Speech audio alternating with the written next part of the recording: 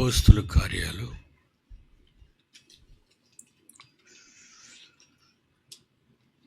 1వ అధ్యాయంలో ఇస్కరియోతు గురించి దేవుడు ముందుగా చెప్పిన మాటలు ఒకసారి జ్ఞాపకం చేయటానికి చదువుతాను మీకు.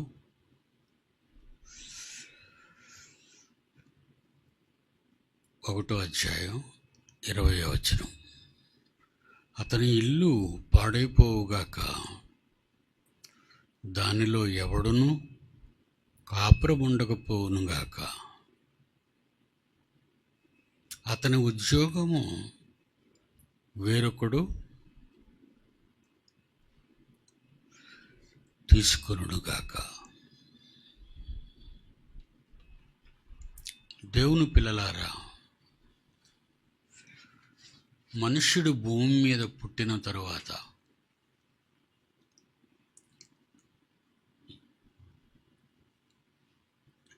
ఏ ఏ పనులు ఈ వ్యక్తి చేయగలడో, ఈమె చేయగలదో, ఏ ఏ పనులు ఈమె చేయగలదో లేక ఈయన చేయగలడో అని దేవుడు భవిష్యత్తు ఎరిగినవాడు గనుక, మన భవిష్యత్తును చూచినవాడు గనుక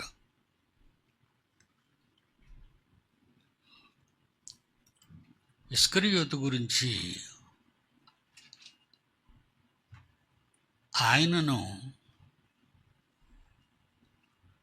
ఆయనకు ఒక జాబ్ను ఆయన క్రియేట్ చేశాడు. ఇస్కరియోతు యోధాకి తండ్రి అయిన దేవుడు భూమి మీద ఎందుకు పుట్టాలి అని భవిష్యత్తు జ్ఞానము ఎరిగి భవిష్యత్తులో ఏమేమి చేయాలో దేవుడు నిర్ణయాన్ని తీసుకొని ఆయన్ని పంపుతాడు.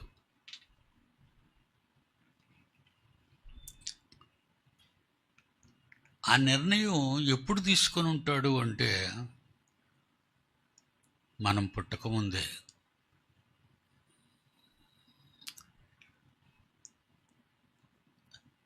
నీవు ఏ పని చేయాలి, ఎక్కడ పుట్టాలి, ఎవరి కోసం బ్రతకాలి, ఎందుకు బతకాలి, ఈ ప్రశ్నలన్నిటికీ దేవుడు మనమందరము దేవుని యొక్క గర్భంలో ఉన్నప్పుడే మొత్తం నిర్ణయాలన్నీ దేవుడు తీసుకున్నాడు.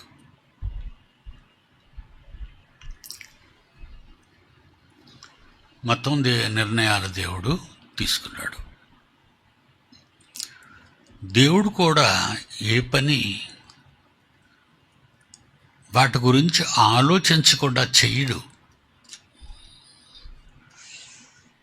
నీకే పని ఇవ్వాలో ఆయన నిర్ణయించుకుంటాడు. పరసంబంధమైన పని పరలోకములో ఉన్న దేవుడు తనలో నుండి మన ఆత్మలు భూలోకానికి పంపిన ఏదేను వనంలో ఆదాములోకి వచ్చి చేరాం మనమంతా. అక్కడి నుంచి తరాలను లెక్క పెట్టడం చూసాం మనం ఆయన్ని. మొదటి తరం, రెండో తరం, మూడో తరం, నాలుగో తరం.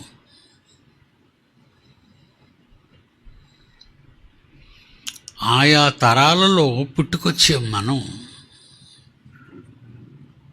భవిష్యత్తు తరాలలో మనం పుట్టాలి అని దేవుడు అనుకుంటే మన తరానికి ముందున్న పెద్దలు, పూర్వీకులు అంటాం వాళ్ళని, మన తాత ముత్తాతలు అంటాం వాళ్ళని.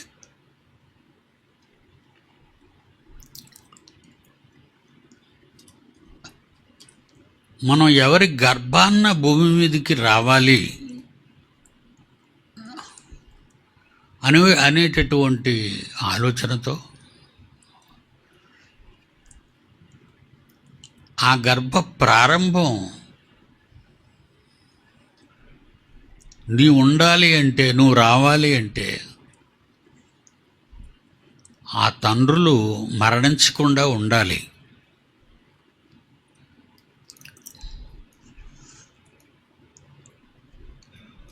ఉదాహరణకు ఆలోచిస్తే, మా వంశంలో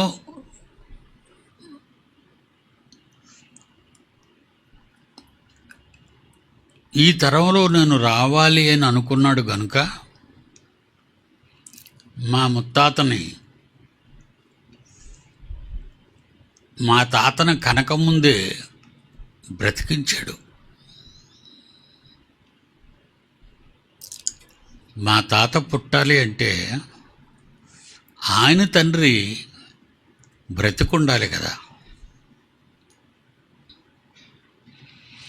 ఆయన తండ్రి బ్రతికుంటేనే మా తాతయ్య పుడతాడు. మా తాతయ్య బ్రతికుంటేనే మరలా ఇది కూడా, మా తాతయ్య గారు బ్రతికుంటే మా నాన్నగారు పుడతారు.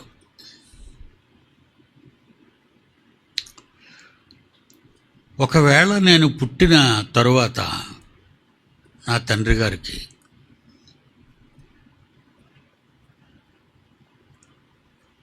అప్పుడు మరణిస్తే పర్వాలేదు, కానీ నేను పుట్టకముందే నా తండ్రి గారు మరణించారనుకోండి, కాలం చేశారనుకోండి, నా పుట్టుక భూమి మీద జరగదు. ఎందుకు జరగదంటే, నా తండ్రి నన్ను కనడానికి బ్రతికి లేడు, చచ్చిపోయాడు కదా. ఆయన చచ్చిపోయాడు కనుక ఆయన గర్భంలో ఉన్న మేమంతా, నేను కానివ్వండి, మా అక్కయ్య కానివ్వండి,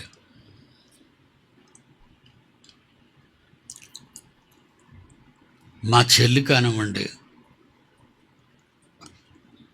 మేమెవరమీ పుట్టేవాళ్ళం కాదు. మా తండ్రికి పిల్లలుగా పుట్టేవాళ్ళం గారు. ఎందుకంటే ఆయన పిల్లలు కనకుండానే చనిపోయాడు. ఎక్కువగా రాజుల కాలంలో ఆ రాజవంశంలో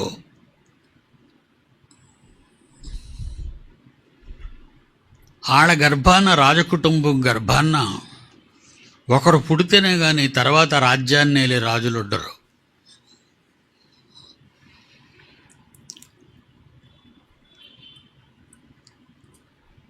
అందువలన పిల్లలు లేని ఏ రాజైనా రాణి గర్భవతి అవగానే, ఆయన భార్య గర్భవతి కాగానే కుమారుడు పుట్టాలని ఎక్కువగా ప్రయత్నిస్తారు రాజులు. వంశోద్ధారకుడు అంటారు. కుమారుడు పుట్టాలి. కుమారుడు పుట్టగానే రాజు తన దేశంలో సంబరాలు చేస్తాడు.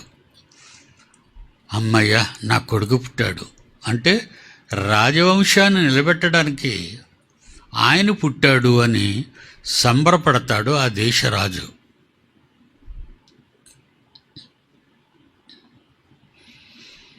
నా తండ్రి గారు ఒకవేళ నన్ను కనకుండా మరణించాడు అనుకోండి, నేను పుట్టి ఉండను అంటే నాకు జన్మ లేదు.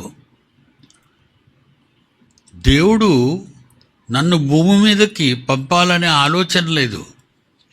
నా గురించి ఆయన పరలోకంలో ఏ నిర్ణయం తీసుకోలేదు. ఏ నిర్ణయంలోనూ లేనివాడని కనుక ఇంక అనవసరం ఈ తరాలన్నీ కూడా, వీళ్ళ గర్భం నుంచి వచ్చిన తరాలన్నీ కూడా పనికి మాలిన తరాలుగా మారిపోతారు.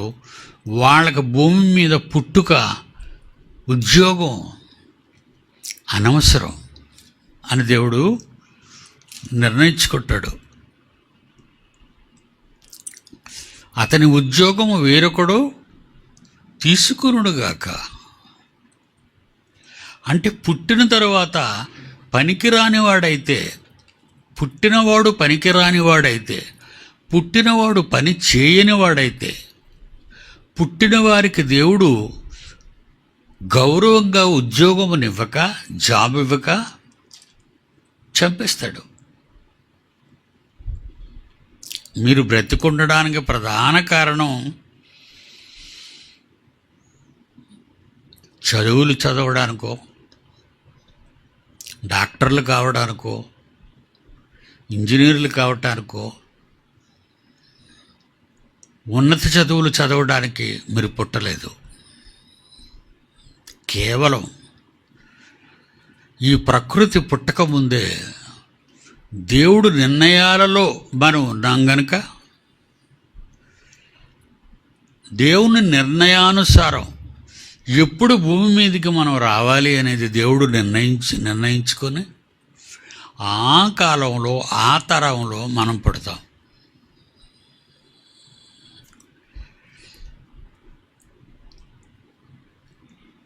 నేను పుట్టలేదనుకోండి, నాకు భూమి మీద మానవ జీవితం లేదు.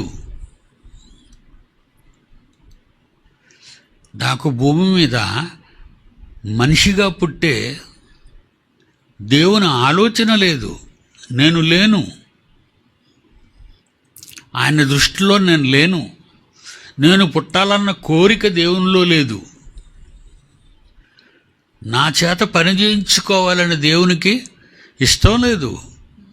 అందుకే నాకు బ్రతుకు లేదు, నాకు జీవితం లేదు. మనిషిగా పుట్టే అర్హతలు లేవు నాకు. నాకు ఎప్పుడైతే కట్ అయిపోద్దో, నాకు ఇక కొడుకు లేడు, కూతుళ్ళు లేరు, వాళ్ళకి పిల్లలు ఉండరు, వాళ్ళ పిల్లలకు పిల్లలుండరు. అంటే మొత్తంగా ఆ తరం అక్కడతో అంతరించిపోతుంది. మన తరం ఉండరికెవరు, ఆ తరం ఆగిపోద్ది, నిలిచిపోద్ది.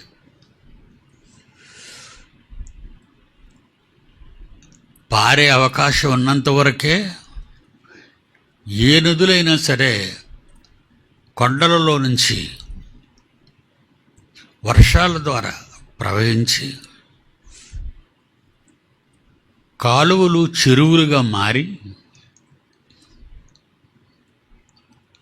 మనకు ఉపయోగకరంగా ప్రవహిస్తూ ఉంటాయి.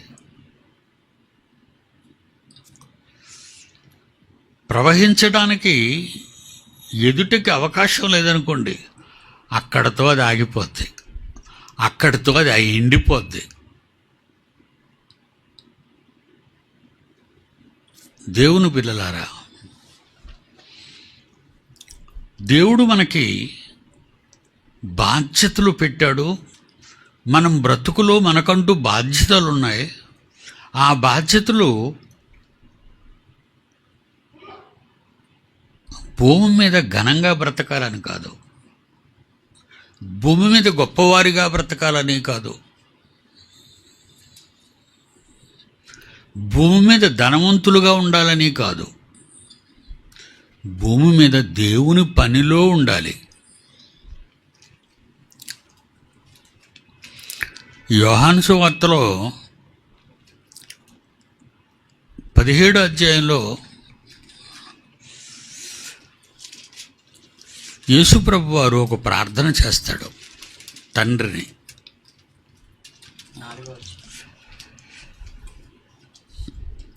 17వ అధ్యాయం 4వ వచనం. తండ్రి, చేయుటకు నీవు నాకు ఇచ్చిన పని. మొదటి వచనంలో యేసు ఈ మాటలు చెప్పి ఆకాశం వైపు కన్నులెత్తి, తండ్రి ఉన్నాడు కనుక, పరలోకం కనుక, ఆకాశం వైపు కన్నులెత్తి ఇట్లనెను, నిన్ను మహిమపరచునట్లు నీ కుమారుని మహిమపరచు. నీ కుమారుడు నిన్ను మహిమపరచునట్లు, నీ కుమారుడు నిన్ను మహిమపరచునట్లు నీ కుమారుని మహిమపరచుము. నువ్వు కూడా నీ కొడుకును మహిమపరచాలి. అంటే భూమి మీదకి దేవుని చేత సృష్టి పుట్టక ముందే దేవుడు వేసిన ప్లాన్ బట్టి, ఆలోచన బట్టి నిర్ణయాలు తీసుకొని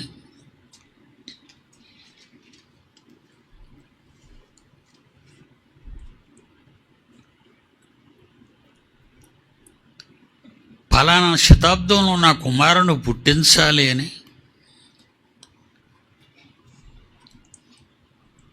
క్రీస్తు శకం అని కాలాన్ని విడదీసి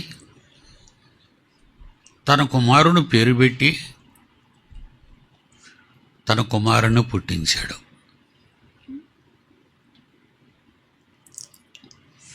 పుట్టవలసి ఉంది, అది దేవుని కుమారుడిగా పుట్టవలసి ఉంది. మనం పుట్టిన తరువాత దేవుని కుమారులుగా పనిచేస్తాం. ఆయన దేవుని కుమారునిగానే పుట్టాడు. యేసుక్రీస్తు మాత్రం దేవుని కుమారునిగానే పుట్టాడు. అందుకే ఆయన తండ్రి వలన కనబడినవాడు కాదు. భూమి మీద ఉన్న యోసేపు గర్భాన్న ఆయన పుట్టలేదు.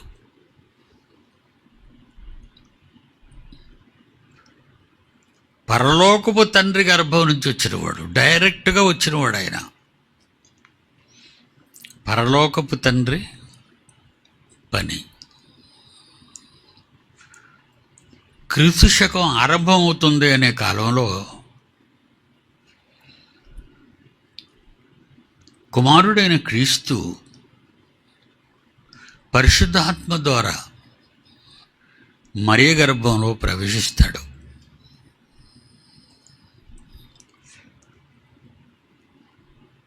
దేవుని పిల్లలారా, అలా ప్రవేశించిన యేసుక్రీస్తు తండ్రితో తన కాలం అయిపోతుంది అని చెప్తున్నాడు. చూడండి, తన కాలం అయిపోతుంది, నా కాలం అయిపోతుంది. ఆ విషయం మనకు మాత్రం దేవుడు చెప్పలేదు. మీ కాలం పలానప్పుడు ముగుస్తుంది అని కోట్లాది మంది మనుష్యులు పుట్టినా వాళ్ళలో ఏ ఒక్కరికి ప్రారంభం నుండి తెలియని వారి జన్మ పరమార్థం దేవుడు వాళ్ళకి చెప్పలేదు. యేసుక్రీస్తుకు చెప్పాడు. ఎందుకంటే అందరి పిల్లల కంటే నాకు జ్యేష్ఠ కుమారుడైన క్రీస్తు అంటే మనందరికంటే పెద్దవాడు, ఆదాము కంటే పెద్దవాడు. ఆయన పుట్టడం ఎప్పుడైనా కావచ్చు. ఆదాము తర్వాత 4000 సంవత్సరాలు, సుమారు 4000 సంవత్సరాల తర్వాత క్రీస్తు పుట్టాడు. ఆదాము తర్వాత కాలానికి మధ్యవర్తి కావాలి అని దేవుని సంకల్పం. ఇదంతా మాస్టర్ ప్లాన్ అయింది. దేవుని సంకల్పాన్ని బట్టి ఒక యుగ పురుషుడిగా, కాలానికి మధ్యవర్తిగా, దేవునికి మానవాళికి మధ్యవర్తిగా, దేవునికి మానవాళికి, భూమి మీద పుట్టబోతున్న ప్రతి ఒక్కరికి మధ్యవర్తిగా పుట్టాడు ఆయన. ఆయనకి చెప్పాడు, నాయనా, నేను నీకు 33 సంవత్సరాలు ఇవ్వబోతున్నాను. నేను నీకు 33 సంవత్సరాలు నీ లైఫ్ టైం. అదేంటి తండ్రి, అబ్రహాముకు 950 సంవత్సరాలు ఇచ్చావు.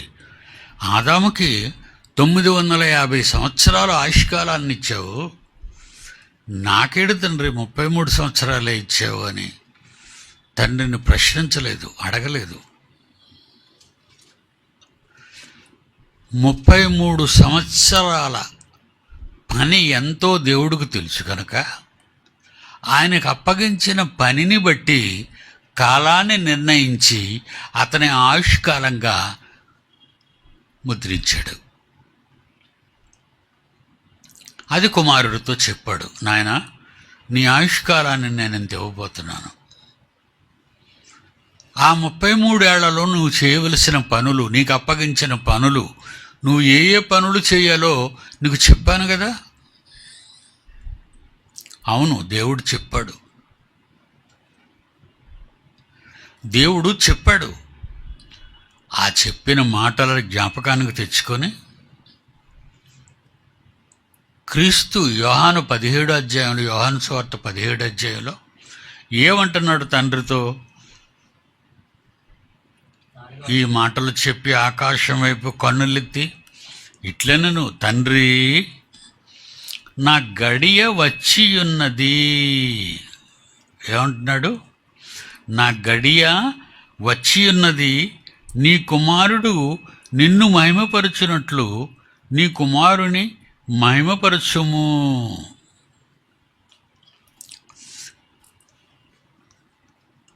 మిమ్మల్ని మహిమపరచమన్నారు కదా నన్ను. నాకు 33 ఏళ్ళు పూర్తవుతుంది. నువ్వు ఇచ్చిన ఆయుష్కాలం పూర్తవుతుంది. కనుక నా గడి వచ్చింది. నీ పనులన్నీ నేను ముగించేశాను.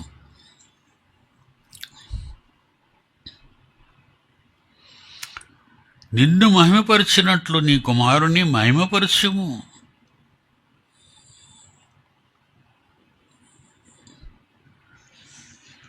నీవు నీ కుమారునికి ఇచ్చిన వారికి అందరికీ నీవు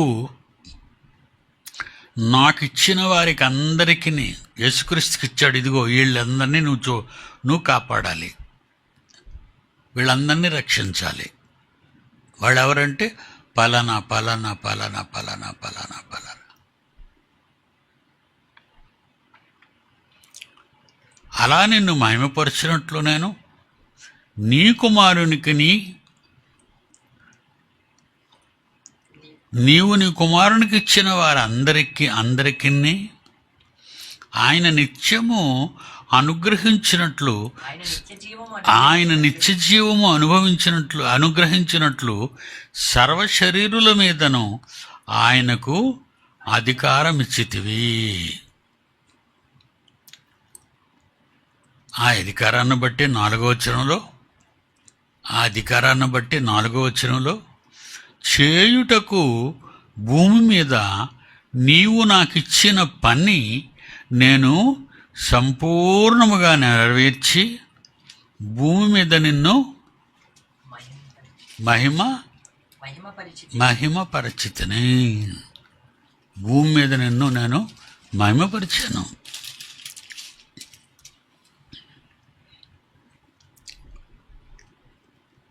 నువ్వు మర్చిపోయావని కాదు తండ్రి, భూమి మీదికి నన్ను పంపావు గనక, మీ దగ్గరకు వచ్చే టైము ఆసన్నమైంది కనుక మరి నేను వచ్చేస్తున్నాను. పిల్లలు ఎవరైనా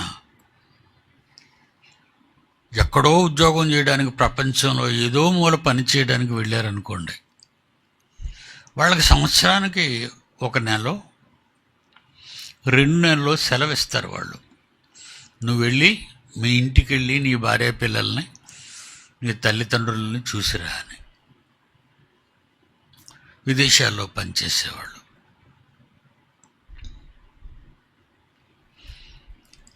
అలాగే దేవుడు కూడా క్రీస్తుతో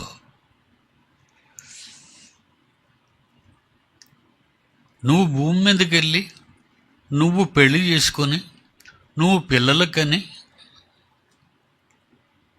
అప్పుడు సేవ చేయన్నాడు దేవుడు అనలేదు. అసలు నీకు పెళ్ళొద్దు, నీ పని తొందరగా జరగాలి అంటే నీవు పనులు చెయ్యకూడదు, నీ సొంత పనుల మీద ఉండకూడదు. నీకు ఒక భార్య కావాలని ఆ భార్యను వెతకడానికి దేశాలన్నీ తిరిగి ఏదో ఊరిలో ఒక అమ్మాయి కనబడితే ఆ అమ్మాయిని వెతుక్కొని ఇతనికి ఒక 30 ఏళ్ళు 35 ఏళ్ళు వచ్చేసరికి పిల్ల దొరకదు. దొరికేసరికి పెళ్ళి అవ్వగానే పానుపు అవుతుండగా పిల్లలు పుట్టగానే వాళ్ళకి చదువులు, వాళ్ళ పెంచడాలు. పని పెంచుకుంటావు. నీకు 33 ఏళ్ళు సరిపోవు. అప్పుడు నీవు పని పెంచుకుంటావు. చాలామంది అంటారు కదా, ఏమండి నేనేం ఒంటరి వాడిని కాదండి, నాకు పిల్లలు కూడా ఉన్నారండి. అంటే బాధ్యతలు ఎక్కువగా ఉన్నాయని చెప్తున్నాడు. నాకు పిల్లలు, ఆ పిల్లలకు స్నానాలు, ఆ పిల్లలకు భోజనాలు, ఆ పిల్లలకు సిద్ధపరచడాలు, వాళ్ళు స్కూల్కి వెళ్ళడానికి ఏర్పాట్లు, వాళ్ళు పోయిన తర్వాత భర్తకు వంటలు, ఆయన బట్టలు, పిల్లల బట్టలు ఉతకడాలు. ఏది నీకు టైం? ఏది అయిపోయింది రోజంతా. అందుకే నీకు 70 ఏళ్ళు ఇచ్చినా 80 ఏళ్ళు ఇచ్చినా నీకు ఖాళీ ఉండదు. నీకు ఖాళీ ఉండదు.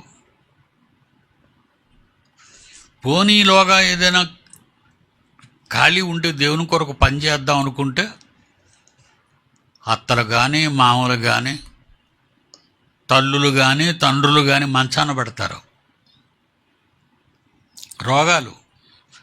రోగాలు బారిన పడతారు వాళ్ళు. వాళ్ళందరికీ సేవలు. ఇక్కడికి రాగానే భూమి మీద ప్రతి వారికి పెత్తనం ఏర్పడుతుంది. పెత్తనం. మరి మా అమ్మ నాన్నను చూసుకోవాలి కదండి. అవును. మరి మా అత్తమామలు చూసుకోవాలి కదండి. అవును. మళ్ళీ నా భర్త, నా పిల్లల్ని చూసుకోవాలి కదండి. అవును. చూసుకో. ఎంతవరకు? నువ్వు గోతికి చేరినంత వరకు చూసుకో. అయిపోయింది టైం. యేసుకి ఎందుకు అంత తక్కువ టైం ఇచ్చాడో తెలుసా? ఎక్కువ పని ఇవ్వటం వలన ఎక్కువ ఆవిష్కారం ఇవ్వకుండా తండ్రికి దూరంగా వెళ్ళిన కొడుకు క్రీస్తు తొందరగా మళ్ళీ తండ్రి దగ్గరికి వచ్చేయాలని తండ్రికి కోరిక ప్రతి కుమారుడి మీద, ప్రతి కుమార్తె మీద ఉంటుంది.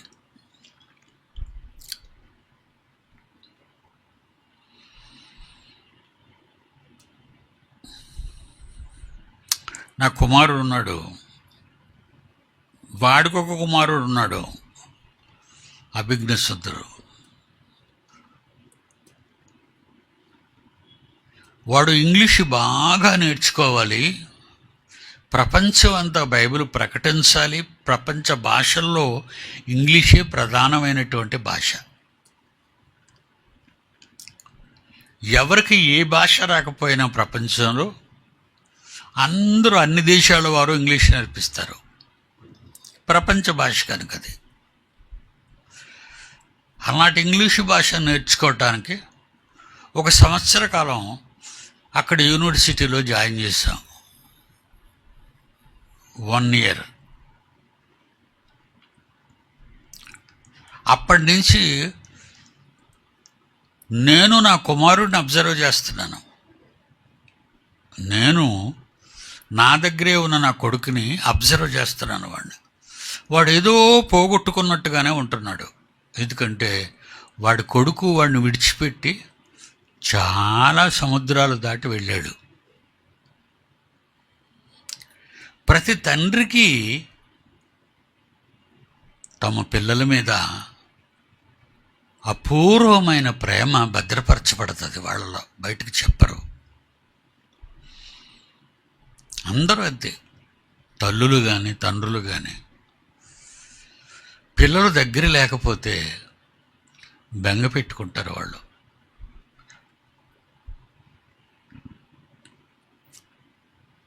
దేవుని పిల్లలారా,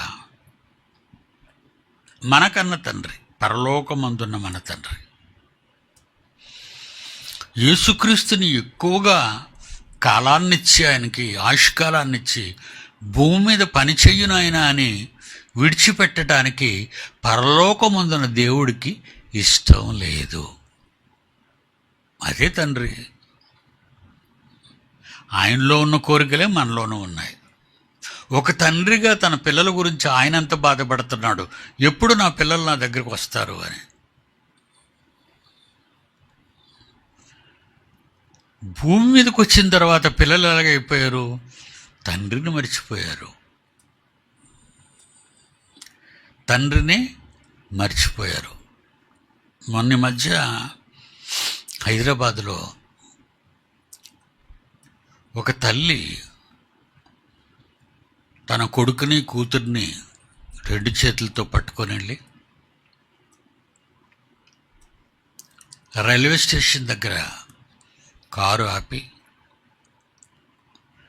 పిల్లలిద్దరిని దించి స్టేషన్లోకి నడుచుకొని వెళ్తూ ఎవ్వరికీ అనుమానం రాకుండా రైలు పట్టాల మీదకి దిగింది పిల్లలిద్దరిని పట్టుకొని. కిందటి వారం జరిగిన అతి దారుణమైన ఇన్సిడెంట్ ఇది.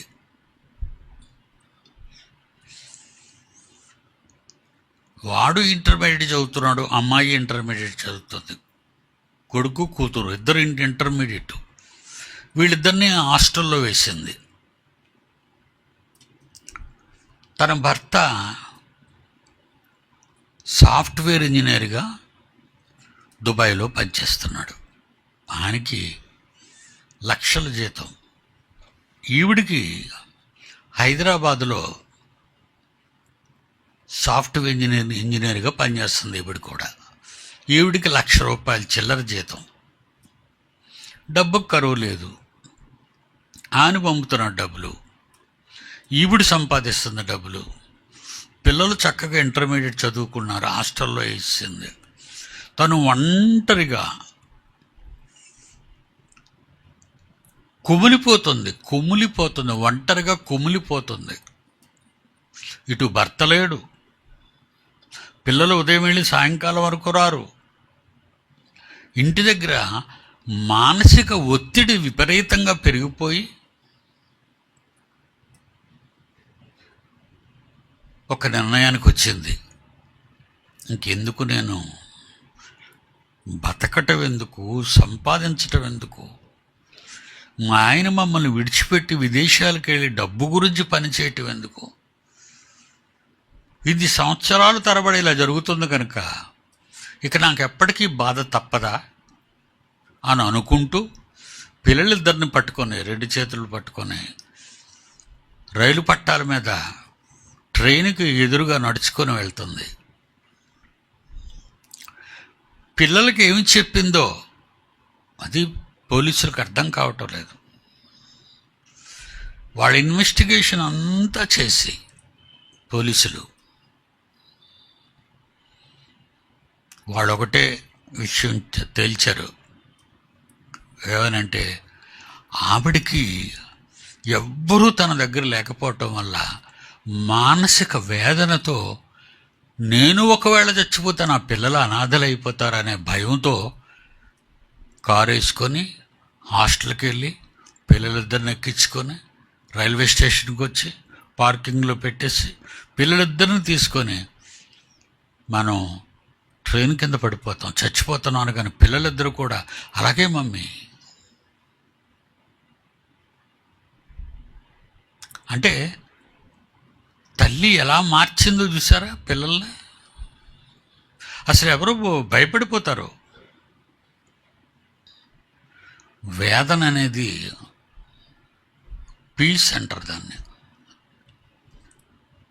Rest in peace. ఎక్కడ ఆర్ఐపి అనేది మన సమాధి మీద పెడతారు. రెస్ట్ ఇన్ పీస్ అనేది సమాధి కాదు. సమాధిలో ఏం రెస్ట్ తీసుకోవటం లేదు, కుళ్ళిపోతుంది అది లోపల. తండ్రి రెస్ట్ ఇన్ పీస్లోకి వెళ్ళడానికి యేసుక్రీస్తు వారు 4వ వచనంలో ఏమంటున్నారు? యోహాను సువార్త 17వ అధ్యాయం తీయండి. 4వ వచనం యేసు అంటున్నాడు, తండ్రి మనస్సు ఎరిగినవాడుగా, కుమారుని మనస్సు తెలుసుకున్న తండ్రిగా, తండ్రి కొడుకుల మధ్య ఉన్న బంధాలు ఎలా జ్ఞాపకం చేసుకుంటున్నారో చూడండి. ఇక్కడ చేయుటకు నీవు నాకు ఇచ్చిన పని యేసుక్రీస్తు ప్రార్థన చేస్తున్నాడు. చేయుటకు భూమి మీద నాకు 33 ఏళ్ళు ఇచ్చారు. ఈ 33 సంవత్సరాలు నేను భూమి మీద చేయుటకు నీవు నాకు ఇచ్చిన పనిని నేను సంపూర్ణముగా నెరవేర్చి మీ కోరిక ప్రకారంగా ఏ ఏ పనులు చెయ్యమని నిర్ణయించి నాకు చెప్పి భూమి మీదికి పంపారో ఆ కష్టాలన్నీ అనుభవించాను. నేను సుఖపడ్డానికి పంపించలేదు నన్ను. నేను సుఖపడ్డానికి రాలేదు, నిన్ను మహిమపరచడానికి వచ్చాను. నిన్ను మహిమపరచడానికి వచ్చాను కనుక ఆయన ఏమంటున్నాడు 5వ వచనంలో, తండ్రి తండ్రి లోకము పుట్టక మునుపు ఈ లోకం పుట్టక ముందు నీ యొద్ద నాకు ఏ మహిమై ఉండే నీ దగ్గర నేను చాలా గొప్పగా వైభవంగా, లోకం పుట్టలేదు అప్పటికే, మనిషి భూమి మీద బతకడానికి జీవితకాలం లేదు, మనుషులు లేరు. లోకము పుట్టక మునుపు నీ యొద్ద నాకు ఏ మహిమ ఉండేనో నువ్వు తండ్రివి కదా, అది రెస్ట్ అండ్ పీస్. అది రెస్ట్ అండ్ ఆర్ఐపి అంటే అర్థం, సమాధి కాదు.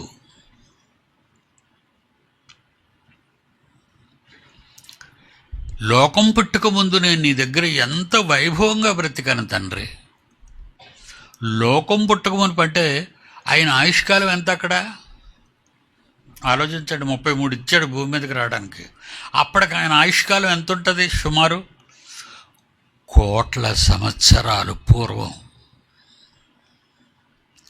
తండ్రి దగ్గర బయటకు వచ్చిన తండ్రి పక్కనే బయటకు వచ్చిన కొడుకు కోట్లు సంవత్సరాల ఆయుష్కాలం. అక్కడ కోట్లు. ఈ 60-70 ముష్టి ఈ చిన్న జీవిత బ్రతుకుని ఈ మట్టి శరీరాన్ని మోస్తూ మట్టిలోకి పోయే దీన్ని సుఖపెట్టడానికి అష్టకష్టాలు పడుతూ తింటూ లేస్తూ ఈ పనికిరాని శరీరాన్ని, ఈ శరీరం కోసం చచ్చే వరకు బ్రతుకుతారు, దాన్ని బతికించుకుంటారు. ఏదైనా చిన్న రోగం వచ్చేదానికి పదండి అర్జెంటుగా హాస్పిటల్కి వెళ్ళిపోదాం అంటే ఏంటి? భూలోకాన్ని వదలకూడదు, భూమి మీద మనుషుల్ని వదలకూడదు, మా అమ్మను వదలకూడదు, మా నాన్నను వదలకూడదు, నా పిల్లల్ని వదలకూడదు, మా అత్తమామలు వదలకూడదు, మా బంధువులు నేను వదలను. ఏం చేస్తావు? ఏం చేస్తావు ఇక్కడ? అన్యాయపు బ్రతుకు, అసంపూర్ణ బ్రతుకు, బుద్ధి లేని బ్రతుకు, అష్ట కష్టాలు పడే బ్రతుకు, చివరికి మట్టిలో కలిసే బ్రతుకు. ఈ బతుకు గురించి ఆలోచించడం మొదలు పెడతావే. మరి యేసుక్రీస్తు ఏమంటున్నాడు వెళ్ళిపోతూ? 5వ వచనం 17వ అధ్యాయం యోహాను సువార్త, తండ్రి లోకము పుట్టక మునుపు నీ యొద్ద నాకు ఏ మహిమ అప్పట్లో ఉండెనో ఆ మహిమతో నన్ను ఇప్పుడు నీ యొద్ద మహిమపరచము. ఆ మహాజీవితాన్ని నాకు ఇచ్చే తండ్రి, మళ్ళా నేను అక్కడ ఆనందపడతాను. నేను నీ దగ్గరికి వచ్చి నా తండ్రి పక్కన చేరుతాను. నేను మనందరికీ చావుంటే భయం కదా, అంటే తండ్రి దగ్గరికి వెళ్ళడం ఇష్టం లేదు.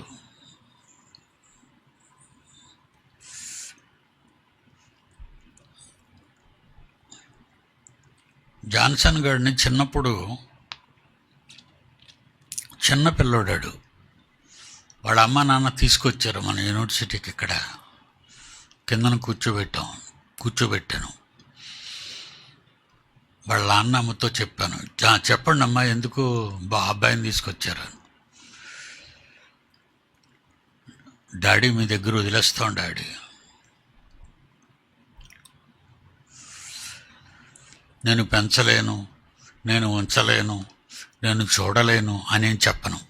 దేవుడి కోసం కదా పెచ్చమంటున్నారు వాళ్ళు. సరే ఉంచేయండి అనే మాట నేను వాళ్ళ అమ్మా నాన్నతో చెప్తుంటే వీడి 2 కళ్ళ నుంచి నీళ్లు వర్షం పడినట్టు పడిపోతుంది. ఈ జాన్సనే కళ్ళంటే నీళ్ళు వచ్చేస్తే కళ్ళు నీళ్ళు తిరిగేస్తున్నాయి వాడికి. వాడి కళ్ళల్లోకి చూశాను. నేను కొత్త కదా, వాళ్ళ అమ్మా నాన్న, వాడొక్కడే కొడుకు, తర్వాత చెల్లి. ఒక పని చేయనైనా తీసుకెళ్ళిపోయాడు నన్ను. అప్పుడు వాడి కళ్ళంట నీళ్ళలాగే, తీసుకెళ్ళిపో మీ అబ్బాయిని తీసుకెళ్ళిపో. వాడు నన్ను తీసుకెళ్ళండి విశాఖపట్నం అని అనే రోజున వాడిని తీసుకురండి. అమ్మయ్య నాకు విడుదల వచ్చేసింది అని వాడు అనుకున్నాడు. కానీ అది విడుదల కాదు, టెంపరరీ. వాడికి వెసులుబాటు. వాడు భారభరితమైన గుండెతో ఉండకూడదు. తీసుకెళ్ళిపోయారు. కొన్ని నెలల తర్వాత పంపించారు వాడిని. తీసుకొచ్చి చెప్పారు. మీరు నమ్మరండి, వాళ్ళ అమ్మతో మాట్లాడ్డు, వాళ్ళ నాన్నతో మాట్లాడ్డు. ఆ సెమినార్లో ఆడు తిరుగుతున్నప్పుడు మీరు చూడాలి.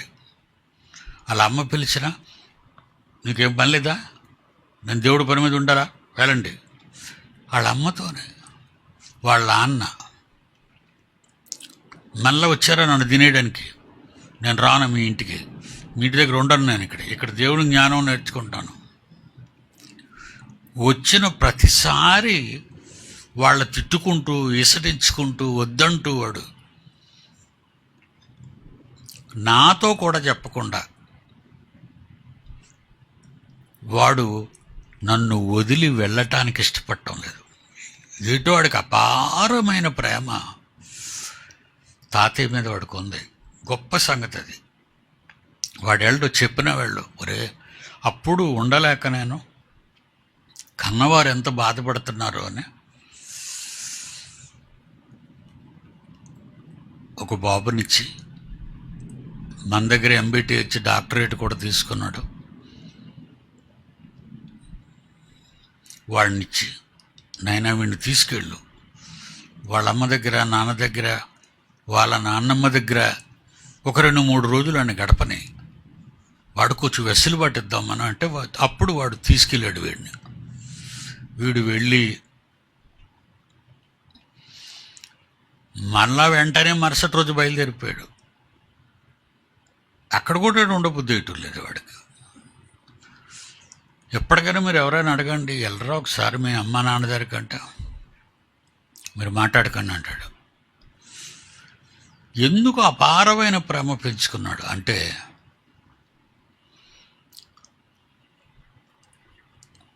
నా ప్రేమ వాడి జీవితాన్ని మార్చేసింది. నాకు ఏ పూట ఏ ట్యాబ్లెట్ ఇవ్వాలి, నాకు రోజుకి ఎన్ని ట్యాబ్లెట్లు రాయిస్తావు, ప్రతిరోజు 15 ట్యాబ్లెట్లు ఇస్తాడు వాడే. నా ట్యాబ్లెట్ పేరు నాకు తెలీదు. డాక్టర్ దగ్గర తీసుకెళ్తాడు, ఆడు కూర్చుంటాడు, నన్ను కూర్చోబెడతాడు, నా ఫైల్ ఇప్పుతాడు. ఇవి మా తాతయ్యకి వాడుతున్న మందులు.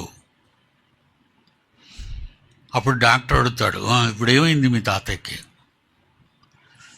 అనేసరికి ఈ మాత్ర ఇంతకాలంగా వాడుతున్నాం, ఎప్పుడూ ఒకే మాత్రను ఎల్లకాలం వాడకూడదని మీరు అంటారు కదా, కనుక ఇప్పుడు మాత్రలు ఏమైనా మారుస్తారా, తాతయ్య వయసు పెరుగుతుంది అని వాడే మాట్లాడతాడు డాక్టర్తో. ఏంటి జాన్సన్ చెప్పు. డాక్టర్ ఏమంటాడంటే వాడిని చూసి, మీ తాతయ్యని తీసుకురాకు, నువ్వు రా చాలు. ఎందుకంటే నేనేం చెప్పటం లేదు, నేనేం మాట్లాడటం లేదు, వాడే చెప్పుకుంటున్నాడని. దేవుని పిల్లలారా, ఈ ప్రాక్టికల్ ఇది ఎందుకు చెప్పానంటే ఈ ఎగ్జాంపుల్, పరలోకపు తండ్రి యేసుక్రీస్తుకి మధ్య ఉన్న ఆ ప్రేమానురాగాలు భూమి మీద ఆయన మనసు పారేసుకోలేదు క్రీస్తు. లోకము పుట్టక మునుపు నీ యొద్ద నాకు ఏ మహిమ ఉండనో తండ్రి, ఆ మహిమతో నన్ను ఇప్పుడు నీ యొద్ద మహిమపరచు. నీ సంతోషాన్ని నాకు ఇవ్వు. నీతో ఉండాలని నేను అనుకుంటున్నాను. నాకు తక్కువ టైం ఇచ్చి మంచి పని చేశారు, అందుకే నా పనులన్నీ పూర్తి చేశాను. నా తండ్రి అప్పగించిన ప్రతి పని పూర్తి చేసి నా తండ్రి దగ్గరికి వెళ్ళిపోవాలనే ఆలోచన భూమి మీదికి వచ్చిన ప్రతి ఒక్కరికి అలా తమ మనస్సును మార్చుకొని మీ తండ్రిని ప్రేమించాలి. దేవుని పిల్లారా, యేసు జీవితంలో మనకు కనిపించే అతిపెద్ద టర్నింగ్ పాయింట్ ఇక్కడ మనకు కనిపిస్తుంది. నేను వచ్చేస్తాను. వచ్చే నాయన, నేను వద్దంటం లేదుగా, నిన్ను వదిలి నేను ఎక్కువ కాలం ఉండలేనుగా, అందుకని 33 ఏళ్ళు. ఆదాములాగా 950 ఏళ్ళు ఇవ్వమంటావా నాయన అంటే అప్పుడు యేసు ఏమంటాడు? ఆదాములాగా 950 ఏళ్ళు బాబోయ్ వద్దు తండ్రి అను. 930 సంవత్సరాలు ఆదాం బతికాడు. నీకు అంత జీవితాన్ని ఇమ్మడు, అస్సలు నాకు పెంచక తండ్రి, ఆ 33 కూడా, ఆ 3 తీసేసి 30 రౌండ్ ఫిగర్ చేసి వచ్చేస్తాను. అలాంటి ప్రేమ భూమి మీద ఉన్న మగవాళ్లలో కానీ ఆడవాళ్లలో కానీ ఉంటే దేవుని జ్ఞాపకాలలో ఎప్పుడూ ఉండిపోతూనే ఉంటాం. మీ గురించి ఆలోచించకుండా ఉండడు. నా మనవడు లండన్ పోయాడని నా కొడుకు బెంగ పెట్టుకున్నాడు. కొడుకు కదా, నేను పోయినా బెంగ పెట్టుకోడు. ఆయన మా తండ్రి పెద్దోడు, పర్వాలేదని. దేవుని పిల్లలారా, ప్రతి తండ్రికి పిల్లల మీద ఉన్న అపారమైన ప్రేమ. జాన్సన్ గారు కానీ, వాడు వెళ్ళిన తర్వాత మరి ప్రసన్నబాబు కానీ, ప్రేమ పాటలన్నీ, తండ్రికి కుమారుడికి మధ్య ప్రేమ పాటలు, మనిషికి మధ్య దేవుని లాంటి ప్రేమ పాటలు, మనుషులు కోరుకునే ప్రేమ పాటలు కావు. ఆ పాటలే కొడుతుంటారు. ఆ పాట విన్నంతసేపు తండ్రి దగ్గరికి రాగానే బంగారు కిరీటాన్ని ఒకవేళ తండ్రి కొడుకుకి పెడితే, తండ్రిని విడిచిపెట్టి వెళ్ళేటప్పుడు కొడుకు ఈ లోకానికి వచ్చినప్పుడు ఈ మనుషులు ఆయనకి ముళ్ళ కిరీటాన్ని పెట్టారు, రక్తం కారినట్టుగా. అదే పాటలో ఇప్పుడు పాటలన్నీ అయ్యే కనిపించే మనకు రక్తం కారటాలే. అపారమైన ప్రేమ, తండ్రి ప్రేమ క్రీస్తులో కనబడేది. ఓకేనా? మరి గాడ్ బ్లెస్ యూ.